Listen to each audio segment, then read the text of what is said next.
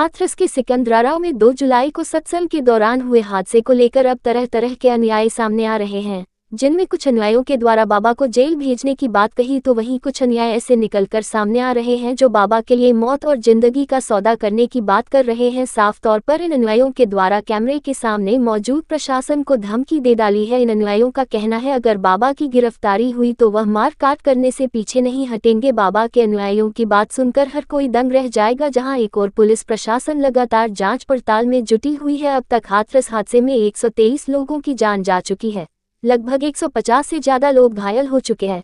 सत्संग के मुख्य आरोपी व अन्य 6 लोगों को पुलिस के द्वारा पहले ही जेल भेजा जा चुका है। बताया जाता है अलीगढ़ में मौजूद बाबा के इन अनुयायियों के द्वारा अपनी कीमती जमीन को भी बाबा के आश्रम के नाम कर दिया। अब यह अन्याय बाबा के सत्संग हादसे में नाम आने की बात सुनते ही भड़क गए इन अनुयायियों पर रहा नहीं गया। इन अनुयायियों के द्वारा खुला अल्टीमेटम मौजूदा सरकार व पुलिस प्रशासन को दे डाला। खुला चैलेंज में साफ तौर पर कहा गया है अगर बाबा के खिलाफ कोई भी कार्रवाई की गई तो वह किसी भी तरह की घटना कर सकते हैं। इस बयान के बाद सियासी गलियारों में भी हलचल पैदा हो गई है। खुफिया विभाग भी पूरे तरीके से अलर्ट मोड पर नजर आ रहा है, लेकिन अब सबकी निगाह इन लोगों के ऊपर आ पहुंची है जो लगातार अन्य अनुयायियों से भी इस सूचना को फैला सकते हैं, जिससे बाबा के अन्य अनुयायियों में भी इसका असर देखने को मिल सकता है। नाम क्या है आपका? मेरा नाम राजवीर सिंह गोला जी। इस वक्त आप कहाँ पर मौजूद हैं? बाबा जी के आश्रम पर मौजूद हैं। आश्रम किस जनपद में? अलीगढ़। अच्छा, क्या मानते हैं आप? बाबा जी बहुत बढ़िया हैं, बहुत अच्छे हैं। पहले हम 100 रुपये कमाते थे, दारू मीट वगैरह में ख़त्म कर देते। आज हम उनकी संगत में आकर के आज हमें कोई भी वो नहीं। अब 100 रुपये कमा में तो हम पेट भर के रोटी खाते हैं। आज कलेश नहीं हमारे घर में। अच्छा, एक चीज़ ये बताइए, आपने बताया है कि आपने सुबह बाबा जी को देखा हमने सवेरे जब भजन करते हैं तो आपने बाबा जी को देखा था। अलीगढ़ में है? अलीगढ़ में। अच्छा, एक चीज़ और आप मुझे ये बताइए कि बाबा जी को लेकर आप क्या मानते हैं? अगर जो उन पे आरोप लग रहे हैं उसके बाद आप ये बिल्कुल झूठ है, बिल्कुल झूठ है। बाबा जी बहुत बढ़िया हैं, ये तो पाखंडी उन पर दोष लगा रहे हैं। अगर बाबा के खिलाफ कुछ होता है तो आपकी क्या आगे? बिल्कुल सड़क पे उतरेंगे। क्या करेंगे उसके बाद आप? बिल्कुल मरेंगे और मारेंगे, हमें कोई टेंशन नहीं। अच्छा, ये जो हाथरस में हुआ है, ये इतना बड़ा कांड हो गया, बाबा जी को लोग ये कह रहे हैं कि वो न तो पुलिस को आने देते हैं ना अपनी व्यवस्था संभालते हैं, तो ये कितना गलत है? ये बिल्कुल झूठ है। बाबा जी किसी से नहीं कुछ कहते। कितने सालों से आप बाबा जी से जुड़े हुए हैं? 20 साल हो गए। 20 साल से लगातार आप निरंतर? हाँ, बाबा जी के जो रहे हैं, ऐसी कोई बात नहीं। बाबा जी के दर्शन भी हैं, सब बात है। कौन से बाबा जी के साथ हैं आप? भोले बाबा के शंकर में। क्या है उनका स्लोगन, क्या है? वो है नारायण विश्वहरी की जय जयकार हो, जय जयकार हो, जय जयकार हो। नाम क्या है, असली नाम क्या है उनका? भोले बाबा के नाम से मशहूर हैं। सूरजपाल है? हाँ, सूरजपाल सिंह भोले बाबा जी। क्या नाम है आपका? हम कहाँ पर खड़े हुए हैं? ये कौन सी ज़मीन है, किसका आश्रम है और किसने दी है ज़मीन? ये मेरा नाम मनोज कुमार जी है।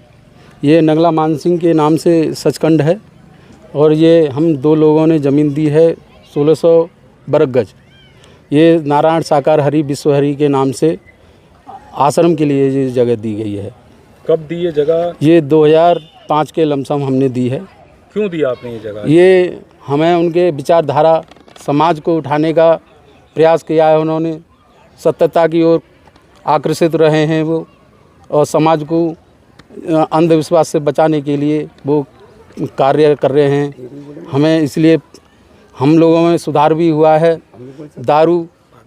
दारू मीट मांस मदिरा इसका सेवन करके लड़ाई झगड़ा होता था हम लोगों में, मारपीट होती थी, मर्डर भी हो जाते थे कहीं कहीं। तो उससे हमें हमारे समाज को बहुत सुधार हुआ है। हाथरस में जो घटना हुई है उसके लेकर अब उन पर आरोप लग रहे हैं कि वो कोई मतलब सन्यासी नहीं है, लोग ऐसा आरोप लगा रहे हैं, उस पर क्या कहना है? जी, हमें घटना हुई है उसका बड़ा दुखद अफसोस है, लेकिन प्रभु जी के जाने के बाद में ये घटना हुई है। चरण स्पर्श और धूल मट्टी की ये बात कर रहे हैं, ये गलत है। ऐसा कुछ नहीं है। उनके सत्संग में नहीं कोई चढ़ावा है, नहीं कोई लेना देना है, और ना फूल माला, ना अगरबत्ती धूप बत्ती, कोई पूजा पाठ नहीं है उसमें। इस प्रकार से इतनी बड़ी घटना हो जाना और उनका कोई बयान ना आना, इतने लोग मर गए, वो किसी को देखने नहीं गए, इन सब बातों को लेकर जो उन पर आरोप लग रहे हैं, जांच हो रही है और गिरफ्तारियों की बात कर रहे हैं लोग बाबा की, इनको किस तरीके से देखते हैं आप? जी, हम तो ये कहेंगे कि ये एक साजिश रची हुई है, उनको फंसाने का एक ये माध्यम बनाया गया है, षड्यंत्र है।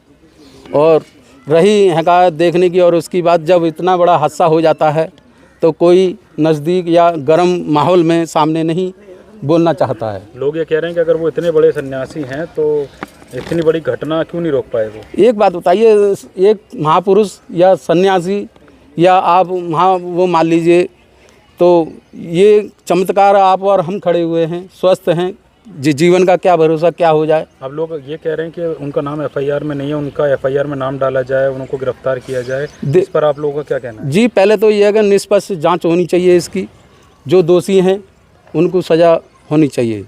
लेकिन हम तो एक बात कहेंगे, अभी से जो मीडिया वाले पाखंडी और तरह तरह के आरोप लगा रहे हैं, इस घटना से पहले जांच क्यों नहीं कराई गई? अगर आपको ये संदेह था कि ये इस टाइप के बाबा जी हैं या पाखंडी हैं या ये कुकर्म कर रहे हैं या पैसे इनकी संपत्ति क्या या कोई चमत्कार भी करते हैं बाबा? जी, हम तो सबसे बड़ा चमत्कार यही मानते हैं कि हमारी समाज में सुधार हुआ है और मांस मदिरा शराब से भी छुटकारा मिला है। सबसे अलग है। और जब से हम जुड़े हैं, हमारे परिवार आज सुकून में, कुशल परिवार है, सुकून में है, खुशहाली में है। इस हादसे के बाद